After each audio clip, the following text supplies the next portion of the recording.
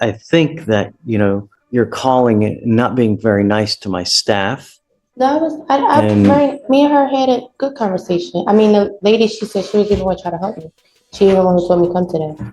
That's how I got the information. You weren't supposed to be here today. We gave you a date Yeah, but we're of not. December 16th. Yeah, but when I called and I explained to her that I won't be here, I won't have nowhere to stay while I'm here, and I told her, she said, bring my information, my documents that I had to prove that I had eviction and I was moving back home to my mom. So how can I be here on December 16th if I'm leaving on the 15th? You've got this case open, right? So you can't just I know that's. move and leave without taking care of this first, I know, but that was already arranged. That's why I called and did due diligence to say, hey, how do I go about this process? Okay, so you need a lawyer, right? We spoke about that last time. That's why I brought everything to show that I have an eviction. How can I pay for a lawyer? I don't even have the money for one. And If I remember last time you came here, you said you have your own business. You've got because I have business that 4 doesn't mean trucks. I make money. Yeah, I did, but I'm here because the guy who I'm here for ruined that truck, totaled the truck, and I don't have it. I never got it back. That's why I'm here. My livelihood was ruined by the guy that I'm here for. You're now charged with terroristic threat. That's fine. You've been filed on for this case. I just came here to respectfully see how can I go about the process that a person, when I called, a rep told me to do this. So I came here to respectfully go about the process the right way, so I don't miss work. Paper says if you can't make it to do your due diligence, so I'm doing my due diligence and I'm not getting the, I guess, response or help. I don't know. Okay, so you work now currently, right? My livelihood, no. My livelihood, my work was my truck. It is ruined. It is going. I have no work. The guy I was here for that worked with me crashed and totaled my truck, which means my work, my only livelihood, my business is ruined. What were you doing before? I had my business for 6 years. Doing what? Running a commercial fleet service, 26-foot box trucks. Okay, and how much money were you making a month? Monthly, after pay, I would say maybe 8,000, and that's including paying for the truck note, truck insurance, and rent. Okay, so how much money do you make now a month? I haven't made money since he trashed my truck, which was what, September 28th or something like that? So you tell me you've been out of work since September, I have been getting help now from in my mom. November? I've been out, I don't have work, I had a business. How do you support yourself now? Family is helping me, which is why I say I'm going back home to my mother who's helping me. I worked very hard in my life. I'm not a dummy. I have degrees. I worked very hard in my life. I worked for American Red Cross. I also have a phlebotomist certificate. I also have a real estate license. I'm not dumb, stupid, or slow. You're not talking to no one who's sitting here in front of you claiming something. I've worked hard in my life with the American Red Cross for 12 years. Not dumb, stupid, or slow. I opened a business. I started a business and the man ruined my business. And I'm here for free. Yes, I did. If you call it a terrorist there, call it what you want. Someone ruined my livelihood that I worked very hard for would not return it. I don't have the keys to my livelihood. $72,000 truck with a loan still on it that I still have to pay for. I don't have it. I can give you an application for an appointed lawyer. We need you to fill it out.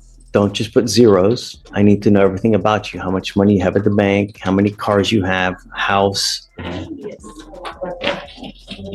mutual funds, stocks, bonds, IRAs. Just fill it out and I'll take a look if you qualify. And if you qualify. Again, if I'm not going to be here, I have an eviction. I don't know what more you need to see if you need me to miss court because I'm not going to be here or be sleeping on the street. I don't know if that's what you want from me. That's not how I live my life. That's not how I went to school to plan to live my life. I don't know if you want me here living on the street. They get to court December 16th, but again, if I have an eviction that I've brought to you from a community complex, a legal document, where do you want me to take it to December 16th? You can't just take off. I did not say that. That's why I am here to ask you the correct procedure. That's why I am here. I came here to ask you to do my due diligence, so I don't just take off. I could have a million people just take off. I'm doing my due diligence, and I'm just not getting the proper, I guess, or respectable response. I don't appreciate your passive aggressive. I'm just trying to do my due diligence, and you're just saying, I don't know. I know that you're touting the due diligence word, and I've told you also repeatedly that you need a lawyer to represent you.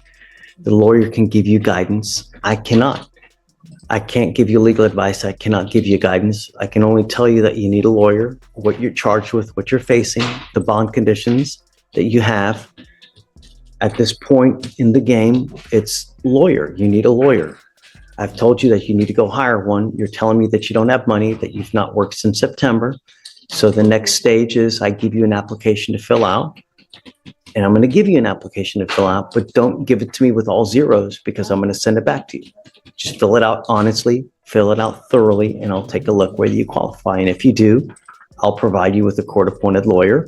But you got to understand, in this life, the way that you've acted to me, the way that you've threatened the staff, the way that you've threatened my coordinator on the phone, in this life, you get Your coordinator, I had a very good conversation. Your only discussion was with the judge. you get more with honey than you do with vinegar. I'm sorry, can I say something? Me and the coordinator had very good conversation. So what coordinator did you spoke to that told you that? Because we had a good conversation and she just said no. I had a very good conversation with the coordinator who actually told me, no, come up here tomorrow. I said, I could come next. She said, no, come tomorrow. If I was you, gave me correct steps. So I don't know. It wasn't Latoya Furlough.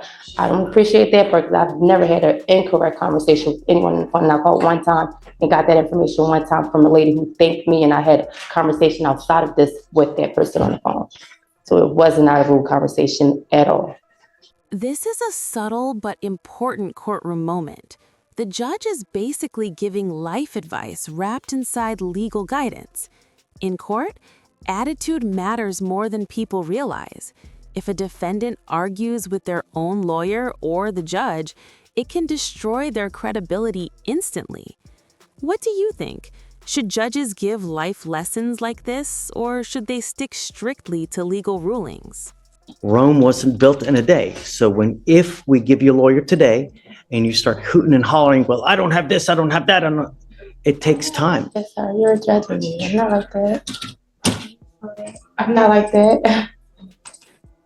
I'm just telling you to be patient and be nice because it goes a long way in every aspect of life. All right, do you mind giving an application? Thanks. Judge, I don't want to get into the facts or anything, but I just want to correct any misrepresentations that were made to the court. The complainant Wait, hold on. The complainant in this case is not her former employee, it's his family. So the people that she was named, his brother-in-law, sister, and their child. I just want to make that known to the court. It was not the employee that was the complainant in the terrorist threat.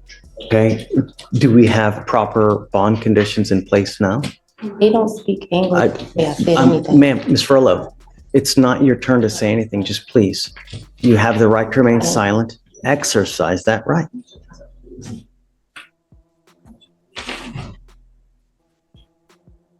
It looks like there's a no contact as part of the bond conditions, which I think is. On the appropriate complaining witness? Yes, Judge. Okay, all right, so ma'am, if you just mind, be so kind to take a seat. Hey, Mr. D. Yes, sir. May I approach, Your Honor? Yeah, hey, how are you? Doing fine, Your Honor. Thank you, sir. Your Honor, I am here on Mr. James Houlihan. Mr. Houlihan was requested by the Honorable Court to go and take a drug test yesterday. It's my understanding from talking to pretrial services Come up, Mr. Houlihan. that the client tested positive for THC. Here's where things get serious. When someone is released on bond, they must follow strict conditions, and drug testing is one of the biggest ones. The judge is clearly skeptical because THC normally doesn't stay detectable for 3 months unless there's repeated use. So the judge now has a credibility problem. Is the defendant telling the truth or breaking the court's trust? And once a judge thinks you're lying, things can go downhill fast. Tested positive now November 18th. And I can obtain the urine sample and I will go pay for it myself to show that it's been a steady decline because I have not smoked, Your Honor. It should be out of your system. It's been Heavy smoker. it's been 3 months. 8, 9, 10, 11. It's been 3 months. When did he test positive? Yesterday? Yes, sir, Your Honor. I spoke to pretrial services. They reported to me that he did test positive. Client has. He's done a total of 3 tests, right, Felicia? Yes, I have one from his first hearing date and then a positive from the 7th of October where he was remanded in custody. And then none since October until yesterday. I don't know what to tell you, Mr. Houlihan. I guess you just don't take it seriously. I've asked you repeatedly not to. You've tested consistently positive for marijuana. I've told you since day one, do not use, and you continue to test positive. What am I supposed to do? Judge, if I may, could I get those dates that Mr. Houlihan tested positive again from the pretrial service? So we have one on 8/27, 8/27/24, September 30th, 9/30/24, 10/7, 10/7/24. and now 11/18. I have no choice, Mr. Houlihan. It goes with you. Sorry. Thank you, Your Honor. Thank you, Mr. Dick. Okay. Hey, so how's our boy Westbrook? He went straight to treatment, like he Great. said. Well, his mother's been emailing me. I haven't checked the details, but she also We gave have me access to tomorrow. his therapist. They filed a BVR on him because he tested Oh, they positive. filed it. Okay. Do you know 100% he's in? I will double check, but his mom sent me all the information. Great. Can you get proof? Because if he's proof and he's in, I'll waive the appearance. Okay. But I'm just not going to take his word. So we need some kind of, but if so, then great. Will do. We're happy. And that's great if he did. I was hoping that he would, no? Yes.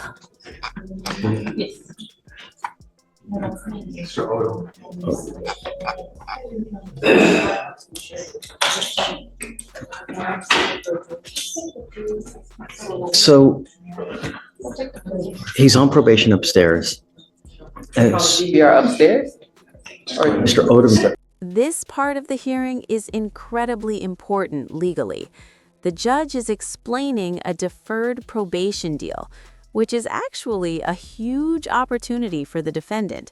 If he completes all the conditions, he avoids a permanent conviction. But if he violates even one condition, the court can bring back the full punishment, sometimes years in prison. So the real question becomes, will he take this second chance seriously or end up right back in front of the judge? a deferred, which is a type of probation that if you complete successfully, you don't end up with a conviction. But I want you to understand that you give up nearly every right known to man by entering into this probation. And if you do it, wonderful, great things will happen for you.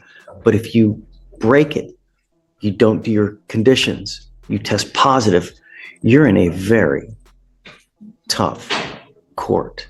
And I'm telling you now, you could be doing many, many years in prison if you violate the probation. She's great, but she's no nonsense like us. Take things seriously. And if you're going to play games, we only got one place for you. And you could end up in prison for up to 10 years. You understand? Yes, sir. What are we doing here? We're doing a 300 credit for 120 One, the VPO or? on the BPO, dismissing the harassment. Okay. So one more thing that you also have to understand is that you're charged the violation of a protective order now, Mr. Odom. If you continue with the same course of conduct in a certain amount of time, they can file that as a continuous VPO, and there you're looking at yet another third-degree felony. So whatever you were doing to get you into this here, stop. Yes, sir. You have children with this person, right? Okay. If you want to get access to your kids, and you should, because every child should have access to their every father should have access to their child. Do it the right way. Go through the family courts. Don't take matters into your own hands, because things are really going to go sideways quick. You're giving up the right to a trial, right to compel witnesses to testify on behalf, confront and cross-examine your accusers. If you're not a citizen, there are possible immigration consequences. You can be deported, excluded from the country, denied naturalization. You give up the right to appeal. Once you plead guilty, you can never take this off. This violation of a protective order will go on your record. It will be there forever. Do you understand? Yes, sir. This is what you want to do. Yes, Your Honor. So it is 300 days in jail with credit for 131 days credit. I'm going to roll your court costs so you won't owe anything as part of the agreement. The harassment will be dismissed. Just like I said, be careful. There's so many other fish in the sea. Get it? No means no. Doesn't mean maybe. Doesn't mean this. No. No means no. Do you understand? Yes, Your Honor. Come on, man. Good luck to you, sir. Thank you. Thank you, Your Honor.